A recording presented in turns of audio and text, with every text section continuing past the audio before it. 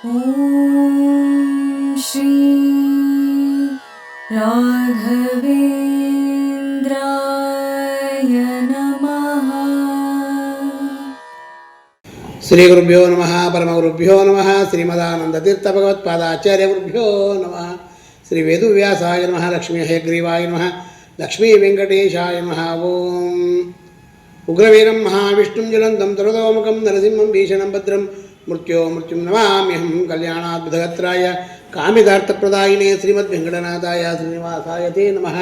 ಪೂಜ್ಯಾಯ ರಾಘವೇಂದ್ರಾಯ ಸತ್ಯಧರ್ಮರತಾಯ ಚ ಭಜತಾಂ ಕಲ್ಪವೃಕ್ಷಾಯ ನಮತಾಂ ಕಾಮಧೇನವೇ. ಶ್ರೀ ಕ್ಷೇತ್ರ ಆಗಿರ್ತಕ್ಕಂಥ ಜ್ವಾಲಾ ಭವರೋಗ ವೈದ್ಯ ಲಕ್ಷ್ಮೀ ನರಸಿಂಹದೇವರ ಸನ್ನಿಧಾನ, ನವನರಸಿಂಹದೇವರ ಸನ್ನಿಧಾನ, ಮುಖ್ಯಪ್ರಾಣ ದೇವರ ಸನ್ನಿಧಾನ, ಸಂತಾನ ಗೋಪಾಲಕೃಷ್ಣ ಇರ್ತಕ್ಕಂಥ ಸನ್ನಿಧಾನ, ಸಾಕ್ಷಾತ್ ಗುರುಗಳಾಗಿರ್ತಕ್ಕಂಥ ರಾಯರ ಮೃತಿಕಾ ಬೃಂದಾವನದಲ್ಲಿ ವಿಜೇಂದ್ರ ತೀರ್ಥರು, ಜಯತೀರ್ಥರು, ರಾಯರು ಮೂರೂ ಮೃತಿಗೆ ಇರ್ತಕ್ಕಂಥ 48 ಸಾಲಿಗ್ರಾಮ ಇರ್ತಕ್ಕಂಥ ಇಂಥ ಕ್ಷೇತ್ರದಲ್ಲಿ ರಾಯರು ಪ್ರತಿಯೊಬ್ಬರಿಗೂ, ರಾಯರ ಭಕ್ತರಿಗೆ ರಾಯರೇ ಅನುಗ್ರಹವನ್ನು ಮಾಡಲಿ ಅಂತೇಳಿ, ಭಕ್ತರಿಗೆ ರಾಯರ ಅನುಗ್ರಹ ಮಾಡ್ತಕ್ಕಂಥ ಇಂಥ ಚಾನಲ್ ನೋಡ್ತಕ್ಕಂಥವ್ರಿಗೆಲ್ಲರಿಗೂ ರಾಯರೆಲ್ಲರಿಗೂ ಅನುಗ್ರಹವನ್ನು ಮಾಡಲಿ ಅಂತೇಳಿ ಭಗವಂತನಲ್ಲಿ ಪ್ರಾರ್ಥನೆ ಮಾಡ್ತಾ, ಧನುರ್ಮಾಸ ಮಾಸಾಭಿಮಾನ ದೇವತೆ ಆಗಿರ್ತಕ್ಕಂಥ ನಾರಾಯಣ ಧನುರ್ಮಾಸದಲ್ಲಿ ಸಾಕ್ಷಾತ್ ನಾರಾಯಣನಾಗಿರ್ತಕ್ಕಂಥ ಭಗವಂತ ಎಲ್ಲರಿಗೂ ಅನುಗ್ರಹವನ್ನು ಮಾಡ್ತಕ್ಕಂಥವನಾಗ್ತಾ ಇದ್ದಾನೆ. ಇದೇ 17ನೇ ತಾರೀಕು 16ನೇ ತಾರೀಕು ಶುರು ಆದರೆ ಮಧ್ಯಾಹ್ನದ ಮೇಲೆ 17ನೇ ತಾರೀಕಿಂದ ಧನುರ್ಮಾಸದಲ್ಲಿ ಹೇಗೆ ಗುರುಗಳಿಗೆ ಪೂಜೆಯನ್ನು ಮಾಡಬೇಕು, ಧನುರ್ಮಾಸದಲ್ಲಿ ವಿಶೇಷವಾಗಿ ರಾಘವೇಂದ್ರ ಸ್ವಾಮಿಗಳಿಗೆ ಪೂಜೆಯನ್ನು ಮಾಡಿದಾಗ ಏನು ಫಲ ಸಿಗ್ತಕ್ಕಂಥ ಭಾಗ್ಯ ಇರುತ್ತೆ. ಇದೇ ಧನುರ್ಮಾಸದಲ್ಲಿ ಮಹಾರುದ್ರದೇವರಾಗಿರ್ತಕ್ಕಂಥ ಮತ್ತು ಅಶ್ವತ್ಥ ವೃಕ್ಷ ಅಂತ ಇರುತ್ತೆ ನಿಮ್ಮ ಮನೆ ಹತ್ರ ಎಲ್ಲ, ಆ ಅಶ್ವತ್ಥ ವೃಕ್ಷಕ್ಕೆ ಹೋಗಿ ನಮಸ್ಕಾರವನ್ನು ಮಾಡಿದರೆ ಏನು ಫಲ ಸಿಗ್ತಕ್ಕಂಥ ಭಾಗ್ಯ ಇರುತ್ತೆ. ಬಹಳ ವಿಶೇಷವಾಗಿರ್ತಕ್ಕಂಥದ್ದು ಇವೆಲ್ಲ. ಧನುರ್ಮಾಸ ಬಹಳ ವಿಶೇಷ. 20 ದಿನಗಳ ಕಾಲ ಇರತಕ್ಕಂಥದ್ದು. 18ರಿಂದ 20 ದಿನಗಳಿರುತ್ತೆ ಧನುರ್ಮಾಸ. 14ನೇ ತಾರೀಕು ತನಕ ವಿಶೇಷವಾಗಿರ್ತಕ್ಕಂಥ ದಿನ. ಯಾಕೆಂದರೆ ಧನುರ್ಮಾಸದಲ್ಲಿ ಬೆಳಗ್ಗೆ ಎದ್ದು ಸಾಕ್ಷಾತ್ ಭಗವಂತ ವಿಶೇಷವಾಗಿ ಲಕ್ಷ್ಮೀದೇವಿ ಪೂಜೆ ಮಾಡ್ತಾಳಂತೆ. ಹೇಗೆ ಮಾಡ್ತಾ ಇದ್ದಾಳೆ ಲಕ್ಷ್ಮೀದೇವಿ? ಸಾಕ್ಷಾತ್ ನಾರಾಯಣನಿಗೆ ವಿಶೇಷವಾಗಿ ಪೂಜೆ ಮಾಡ್ತಕ್ಕಂಥವಳು. ಅದರಲ್ಲೂ ವಿಶೇಷವಾಗಿ ನಮ್ಮ ಗುರುಗಳಾಗಿರ್ತಕ್ಕಂಥ ರಾಘವೇಂದ್ರ ಸ್ವಾಮಿಗಳು ಬೆಳಗಿನ ಜಾವದಲ್ಲಿ ಎದ್ದು 5:30 ಒಳಗಡೆ 6 ಗಂಟೆ ಒಳಗಡೆ ವಿಶೇಷವಾಗಿ ಪೂಜೆಯನ್ನೆಲ್ಲ ಮುಗಿಸಿ, ಮತ್ತು ಅದರಲ್ಲೂ ವಿಶೇಷವಾಗಿ ಪೊಂಗಲ್ ಅಂದರೆ ವಿಶೇಷವಾಗಿರ್ತಕ್ಕಂಥ ಅನ್ನದಲ್ಲಿ ನೈವೇದ್ಯವನ್ನು ಸಿಹಿ ಪೊಂಗಲನ್ನಾಗಿ ಮಾಡಿ ನೈವೇದ್ಯವನ್ನು ಮಾಡ್ತಿದ್ದರು. ಖಾರ ಸಿಹಿ ಪೊಂಗಲನ್ನು ಮಾಡಿ ವಿಶೇಷವಾಗಿ ನೈವೇದ್ಯವನ್ನು ಮಾಡಿ ಭಗವಂತನಿಗೆ ವಿಶೇಷವಾಗಿ ಎಲ್ಲರಿಗೂ ವಿಶೇಷವಾಗಿ ದಾನ ಧರ್ಮಗಳನ್ನು ಮಾಡ್ತಿದ್ದರು ಅಂತಹ ಕಾಲದಲ್ಲಿ. ಹಾಗೆ ಹೆಣ್ಣು ಮಕ್ಕಳು ಜಾಸ್ತಿಯಾಗಿ ಹೆಣ್ಣು ಮಕ್ಕಳು ವಿಶೇಷವಾಗಿ ಈ ಧನುರ್ಮಾಸದಲ್ಲಿ ಬೆಳಗ್ಗೆ ಎದ್ದು ರಾಯರ ಸೇವೆಯನ್ನು ಮಾಡಿದರೆ, ಧನುರ್ಮಾಸದಲ್ಲಿ ಏನು ಸೇವೆ ಮಾಡ್ತೀರಾ ನೀವು, ಆ ಸೇವೆಯ ಫಲ ವಿಶೇಷವಾಗಿ ನೀವು ಅಂದ್ಕೊಂಡಿರ್ತಕ್ಕಂಥ ಕೆಲಸ ಎಲ್ಲ ಸಿದ್ಧಿ ಆಗ್ತಕ್ಕಂಥ ಭಾಗ್ಯ ಅತಿ ಹೆಚ್ಚಾಗಿರ್ತಕ್ಕಂಥದ್ದು ಇರುತ್ತೆ. ಯಾಕೆ ಧನುರ್ಮಾಸದಲ್ಲೇ ಮಾಡಿದ್ರೆ ಈ ಫಲ ಸಿಗುತ್ತೆ, ಬೇರೆ ಮಾಸದಲ್ಲಿ ಮಾಡಿದ್ರೆ ಸಿಗಲ್ವಾ? ನಾವು ಯಾವಾಗಲೂ ಗುರುವಾರ ಹೊತ್ತು ಮಾಡ್ತೀರಿ, ಈ ದಿವಸನೇ ಮಾಡಬೇಕು ಅಂತ ಏನು ಫಲ ಸಿಗುತ್ತಾ ಅಂತ. ಈ ಧನುರ್ಮಾಸದಲ್ಲಿ ವಿಶೇಷವಾಗಿ ಸಾಕ್ಷಾತ್ ಭಗವಂತನಾಗಿರ್ತಕ್ಕಂಥ ನಾರಾಯಣ, ವಿಶೇಷವಾಗಿ ಮಹಾಲಕ್ಷ್ಮೀ ದೇವಿ, ಅದರಲ್ಲೂ ವಿಶೇಷವಾಗಿ ಬ್ರಹ್ಮದೇವರು, ಮುಖ್ಯಪ್ರಾಣದೇವರು, ಮಹಾರುದ್ರದೇವರು ವಿಶೇಷವಾಗಿ ಈಶ್ವರ, ಮಹಾರುದ್ರದೇವರು ಈಶ್ವರ, ಅವರೆಲ್ಲರೂ ಅನುಗ್ರಹವನ್ನು ಮಾಡ್ತಾರಂತೆ. ಅವರೆಲ್ಲರೂ ಯಾರಿಗೂ ಅನುಗ್ರಹ ಮಾಡ್ತಾರೆ? ನಮಗಲ್ಲ, ಆ ಗುರುಗಳಾಗಿರ್ತಕ್ಕಂಥ ರಾಘವೇಂದ್ರ ಸ್ವಾಮಿಗಳ ಅನುಗ್ರಹವನ್ನು ಮಾಡಿ, ಆ ಗುರುಗಳಿಗೆ ನಾವು ಸೇವೆಯನ್ನು ಮಾಡಿದಾಗ, ಆ ಗುರುಗಳ ಅನುಗ್ರಹವನ್ನು ಮಾಡಿದರೆ ನಮಗೆ ಎಲ್ಲವೂ ಪರಿಹಾರ ಆಗ್ತಕ್ಕಂಥ ಭಾಗ್ಯ ಇರುತ್ತೆ. ಎಂಥ ಕಷ್ಟಗಳಿರುತ್ತೆ, ಆ ಕಷ್ಟಗಳೆಲ್ಲ ಪರಿಹಾರ ಆಗ್ತಕ್ಕಂಥದ್ದು ಧನುರ್ಮಾಸದಲ್ಲಿ ವಿಶೇಷವಾಗಿ ಆಗುತ್ತಂತೆ. ಯಾಕೆ ಧನುರ್ಮಾಸದಲ್ಲಿ ವಿಶೇಷವಾಗಿ ಈ ಪೂಜೆಯನ್ನು ಮಾಡಿದರಾಗುತ್ತೆ ಅಂದರೆ, ಅದರಲ್ಲೂ ವಿಶೇಷವಾಗಿ ಬ್ರಹ್ಮ ವಿಷ್ಣು ಮಹೇಶ್ವರ ಅಂತ ಇಲ್ಲಿರ್ತಾರೆ ಅವರು. ಅಶ್ವತ್ಥ ವೃಕ್ಷದಲ್ಲಿ ಹೋಗಿ ನಾವು ನಮಸ್ಕಾರವನ್ನು ಮಾಡಿದಾಗ, ನಮಃ ಸೂರ್ಯಾಯ ಚಂದ್ರಾಯ ಮಂಗಳಾಯ ಬುಧಾಯ ಚ ಗುರು ಶುಕ್ರ ಶನಿಭ್ಯಶ್ಚು ರಾಹುವೇ ಕೇತುವೇ ನಮಃ, ಮೃತ್ಯುಂಜಯಾಯ ರುದ್ರಾಯ, ನೀಲಕಂಠಾಯ ಶಂಭವೇ, ಅಮೃತೇಶಾಯ ಸರ್ವಾಯ, ಶ್ರೀಮನ್ಮಹಾದೇವಾಯ ನಮಃ. ಅದರಲ್ಲೂ ವಿಶೇಷವಾಗಿ ಈ ಮಂತ್ರವು ಬಹಳ ಅದ್ಭುತವಾಗಿರ್ತಕ್ಕಂಥ ಮಂತ್ರ. ಮೂಲತೋ ಬ್ರಹ್ಮರೂಪಾಯ, ಮಧ್ಯತೋ ವಿಷ್ಣುರೂಪಿಣಿ, ಅಗ್ರತಃ ಶಿವರೂಪಾಯ, ವೃಕ್ಷರಾಜಾಯ ತೇ ನಮಃ. ಆ ವೃಕ್ಷದಲ್ಲಿ ವಿಶೇಷವಾಗಿ ರುದ್ರದೇವರು, ನಾರಾಯಣ, ಬ್ರಹ್ಮದೇವರು ಮೂರೂ ಜನ ಇರ್ತಕ್ಕಂಥದ್ದು. ಅದಕ್ಕೋಸ್ಕರವಾಗಿ ಈ ಅಶ್ವತ್ಥ ವೃಕ್ಷಕ್ಕೆ ಹೋಗಿ ಬೆಳಗಿನ ಜಾವದಲ್ಲಿ ಆ ಅಶ್ವತ್ಥ ವೃಕ್ಷಕ್ಕೆ ದೀಪವನ್ನು ಹಚ್ಚಿ, ಅಶ್ವತ್ಥಾಮ, ಬಹುರ್ವ್ಯಾಸ, ಹನುಮ, ಭೀಮ, ವಿಭೀಷಣ, ಪಂಚಾಯಿತೆ, ಶುಕಶಾಲಿನ 5 ಜನಗಳು ವಿಶೇಷವಾಗಿ ಅನುಗ್ರಹವನ್ನು ಮಾಡ್ತಕ್ಕಂಥವ್ರಾಗ್ತಾರಂತೆ.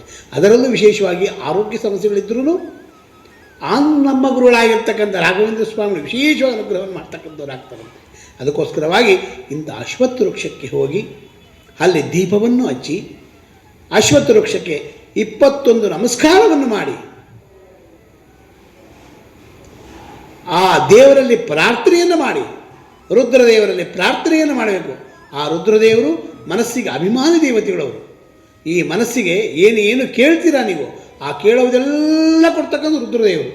ಅದಕ್ಕೋಸ್ಕರವಾಗಿ ಈ ಅಶ್ವತ್ಥ ವೃಕ್ಷ ಹತ್ತಿರ ಹೋಗಿ ದೀಪವನ್ನು ಹಚ್ಚಿ, ದೀಪವನ್ನು ಬೆಳಗಿ ವಿಶೇಷವಾಗಿ ಆ ಗುರುಗಳ ಸೇವೆಯನ್ನು ಮಾಡಿ, ಮತ್ತು ಎಲ್ಲಿ ರಾಯರ ಮಠಗಳಿದೆ, ಎಲ್ಲಿ ರುದ್ರ ಈಶ್ವರನ ಸನ್ನಿಧಾನ ಇದೆ, ಎಲ್ಲೆಲ್ಲಿ ಮುಖ್ಯ ಪ್ರಾಣದೇವರ ಸನ್ನಿಧಾನ ಇದೆ, ಎಲ್ಲೆಲ್ಲಿ ದೇವತೆಗಳ ಒಂದು ಸನ್ನಿಧಾನಗಳಿದೆ, ಆ ದೇವತೆಗಳ ಹತ್ರ ಹೋಗಿ ನಮಸ್ಕಾರವನ್ನು ಮಾಡಿ, ಆ ನಮಸ್ಕಾರದ ಫಲ ಅದ್ಭುತವಾಗಿ ನೀವು ಮಾಡ್ತಕ್ಕಂಥ ಕೆಲಸದಲ್ಲಿ ವಿಶೇಷವಾಗಿ ಧನುರ್ಮಾಸದಲ್ಲಿ ಯಾವ ಒಂದು ಒಳ್ಳೆಯ ಕೆಲಸಗಳನ್ನು ಮಾಡ್ತೀರ ನೀವು. ಅಂದರೆ ದೇವರ ಪೂಜೆಗಳನ್ನು, ಹೋಮಗಳನ್ನು, ಯಜ್ಞ ಯಾಗಾದಿಗಳನ್ನು, ನಮಗೆ ಕರ್ಮಗಳನ್ನು ಕಟ್ಕೊಳ್ಳೋದಕ್ಕೋಸ್ಕರವಾಗಿ ಏನೇನು ಎಲ್ಲವೂ ಇರುತ್ತೋ ಅದೆಲ್ಲವೂ ಪರಿಹಾರ ಆಗ್ತಕ್ಕಂಥದ್ದು ಧನುರ್ಮಾಸದಲ್ಲಿ. ಆ ಧನುರ್ಮಾಸದಲ್ಲಿ ವಿಶೇಷವಾಗಿ ಎಲ್ಲ ಪೂಜೆಗಳನ್ನು ಮಾಡಿದಾಗ, ಹೋಮ ಹವನಗಳನ್ನು ಮಾಡಿದಾಗ ನಮಗೆ ಯಾವುದ್ಯಾವುದು ತೊಂದರೆಗಳಿರುತ್ತೆ, ಆ ತೊಂದರೆಗಳನ್ನು ಕಳೆಯೋದಕ್ಕೋಸ್ಕರವಾಗಿ ಎಲ್ಲ ನದಿ ತೀರದಲ್ಲಿ ಸರ್ಪಯಾಗ ಮತ್ತು ರುದ್ರ, ಅದರಲ್ಲೂ ವಿಶೇಷವಾಗಿ ಕಾಳಸರ್ಪ ದೋಷಗಳು, ಅದರಲ್ಲೂ ವಿಶೇಷವಾಗಿರ್ತಕ್ಕಂಥದ್ದು ಏನಪ್ಪ ಅಂದರೆ ಧನ್ವಂತರಿ ನಾಮಕನಾಗಿರ್ತಕ್ಕಂಥ ಪರಮಾತ್ಮನಾಗಿರ್ತಕ್ಕಂಥ ಧನ್ವಂತರಿ ಹೋಮ, ಇಂಥವೆಲ್ಲ ಒಂದೊಂದು ಹೋಮಗಳನ್ನಾಗಲಿ, ಒಂದೊಂದು ದೇವಸ್ಥಾನಗಳಲ್ಲಾಗಲಿ, ಮನೆಯಲ್ಲಾಗಲಿ ಒಂದು ಪೂಜೆಗಳನ್ನು ಮಾಡಿಸಿದಾಗ ಅದ್ಭುತವಾಗಿ ಒಳ್ಳೆಯ ಆಗ್ತಕ್ಕಂಥ ಭಾಗ್ಯ ಎಲ್ಲರಿಗೂ ವಿಶೇಷವಾಗಿ ಆಗ್ತಕ್ಕಂಥ ಭಾಗ್ಯ ಇರುತ್ತಂತೆ. ಕೆಲವಾರು ಜನ ಹೇಳ್ತಾರೆ, ನಾವು ಈ ಧನುರ್ಮಾಸದಲ್ಲಿ ಏನು ಶುಭ ಕೆಲಸಗಳು ಮಾಡಿಕೊಡೋದು ಅಂತ ಹೇಳ್ತಾರೆ. ಶುಭ ಕೆಲಸ ಅಂದರೆ ಮದುವೆ ಬರುವುದಿಲ್ಲ, ಉಪನಯನ ಬರುವುದಿಲ್ಲ, ಗುರುಪ್ರವೇಶ ಬರುವುದಿಲ್ಲ. ಆದರೆ ನಿಮ್ಮ ಮನೆಯಲ್ಲಿ ಪೂಜೆಯ ಮಾಡ್ತಕ್ಕಂಥದ್ದು ಭಾಳ ವಿಶೇಷವಾಗಿ ಮಾಡಬೇಕಂತೆ ಧನುರ್ಮಾಸದಲ್ಲಿ. ಅದರಲ್ಲೂ ಧನುರ್ಮಾಸದಲ್ಲಿ ವಿಶೇಷ ಏನಪ್ಪ ಅಂದರೆ ಆ ಭಗವಂತನೇ ಸಾಕ್ಷಾತ್ ನಾರಾಯಣನೇ ಬಂದು ನಿಮ್ಮ ಪೂಜೆಯನ್ನು ಅವನೇ ನಿಂತು ನೋಡಿ ನಿಮಗೆಲ್ಲರಿಗೂ ಅನುಗ್ರಹವನ್ನು ಮಾಡ್ತಕ್ಕಂಥವನಾಗ್ತಾನಂತೆ. ಅದಕ್ಕೋಸ್ಕರವಾಗಿ ಈ ಧನುರ್ಮಾಸದಲ್ಲಿ ಯಾರು ಪೂಜೆಗಳನ್ನು ಮಾಡ್ತೀರಾ, ಧನುರ್ಮಾಸದಲ್ಲಿ ವಿಶೇಷವಾಗಿ ಈ ಯಜ್ಞ ಯಾಗಾದಿಗಳನ್ನು ಮಾಡಿಸ್ತೀರಾ, ನಿಮಗೆ ಯಾವ ದೋಷಗಳಿರುತ್ತೆ, ಈ ಮದುವೆ ಆಗೋಕ್ಕೆ ವಿಶೇಷವಾಗಿ ಯಾವುದೋ ಒಂದು ನಕ್ಷತ್ರದ ದೋಷ ಇರುತ್ತೆ. ಆ ನಕ್ಷತ್ರದಲ್ಲಿ ಹುಟ್ಟಿರ್ತೀರ, ಮೇಷದಲ್ಲಾಗಲಿ, ವೃಷಭ, ಮಿಥುನ, ಕಟಕ, ಸಿಂಹ, ಕನ್ಯಾ, ತುಲಾ, ವೃಶ್ಚಿಕ, ಧನಸ್ಸು, ಮಕರ, ಕುಂಭ, ಮೀನ, ಈ ರಾಶಿಗಳಲ್ಲೆಲ್ಲ ಹುಟ್ಟಿದಾಗ ಯಾವುದೋ ಒಂದು ರಾಶಿಗಳಲ್ಲಿ ವಿಶೇಷವಾಗಿರ್ತಕ್ಕಂಥ ದೋಷಗಳಿದ್ದಾಗ ಆ ದೋಷಗಳನ್ನೆಲ್ಲ ಪರಿಹಾರ ಮಾಡ್ತಕ್ಕಂಥದ್ದು ಧನುರ್ಮಾಸದಲ್ಲಿ ಮಾಡಿದಾಗ ಕೆಲವೇ ದಿನಗಳಲ್ಲಿ ಮದುವೆ ಆಗ್ತಕ್ಕಂಥ ಭಾಗ್ಯ ಇರುತ್ತಂತೆ.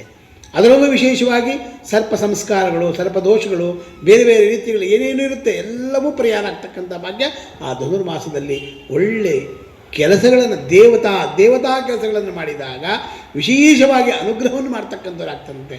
ಅದಕ್ಕೋಸ್ಕರ ಗುರುಗಳು ಹೇಳ್ತಾರಂತೆ, ಆ ರಾಘವೇಂದ್ರ ಸ್ವಾಮಿಗಳು ವಿಶೇಷವಾಗಿ ಅದು ಪುರಂದರದಾಸರು ಒಂದು ದೇವರ ನಾಮದಲ್ಲಿ ಆಡಿದ್ದಾರೆ. ಅದನ್ನು ದಾಸನ ಮಾಡಿ ಕೋಯನ್ನ ಸ್ವಾಮಿ ಸಾಸಿರ ನಾಮದ ವೆಂಕಟರಮಣ, ದುರಬುದ್ಧಿಗಳನ್ನೆಲ್ಲ ಬಿಡಿಸೋ ನಿನ್ನ ಚರಣ ಕಮಲವನ್ನು ಹರಣಕ್ಕೆ ತೊಡಿಸೋ, ಚರಣ ಸೇವೆ ಎನಗೆ ಕೊಡಿಸೋ ಅಭಯ ಕರಪುಷ್ಪ ಎನ್ನಯ್ಯ ಶಿರದಲ್ಲಿ ಮುಡಿಸೋ, ದಾಸನ ಮಾಡಿ ಕೋಯನ್ನ ಸ್ವಾಮಿ ಸಾಸಿದ ನಾಮದ ವೆಂಕಟರಮಣ. ಇಂಥ ಧನುರ್ಮಾಸಗಳಲ್ಲಿ ವಿಶೇಷವಾಗಿ ದೇವರ ನಾಮಗಳನ್ನು, ಅದರಲ್ಲೂ ವಿಶೇಷ ವೇದ ಮಂತ್ರಗಳನ್ನು ಪ್ರತಿದಿನ ಪಠನೆಯನ್ನು ಮಾಡಿದಾಗ ಈ ಜನ್ಮದಲ್ಲಿ ನಾವು ಮನುಷ್ಯನಾಗಿ ಹುಟ್ಟಿದಾಗ ಸಾರ್ಥಕ ಆಗ್ತಕ್ಕಂಥ ಭಾಗ್ಯ ಈ ಧನುರ್ಮಾಸ. ಆ ಧನುರ್ಮಾಸದಲ್ಲಿ ವಿಶೇಷವಾಗಿ ಹುಗ್ಗಿ,